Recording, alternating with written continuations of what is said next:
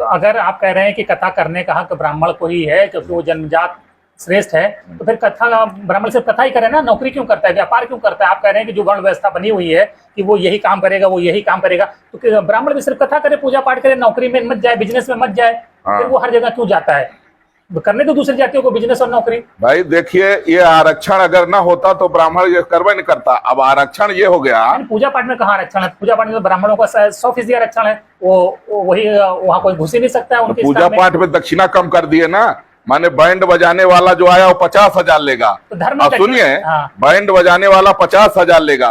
अब पंडित जी जो है तो रात भर जो है शादी कराए, उनको कितना मिला? 500 मिला। तो ये बताइए पंडित जी के जो बाल बच्चे हैं वो कहाँ जाएंगे?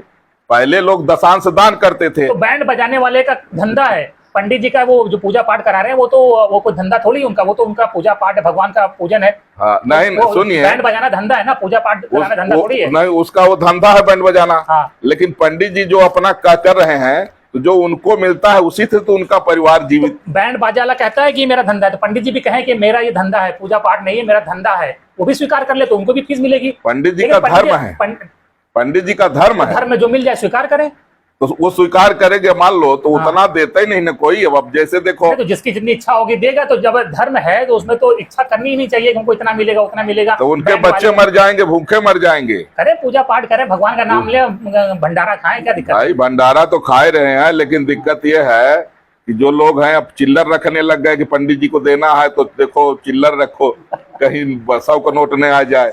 इसलिए महाराज जी, मेरा ये मानना है, आपकी बात मेरा ये मानना है कि कोई भेद नहीं होना चाहिए।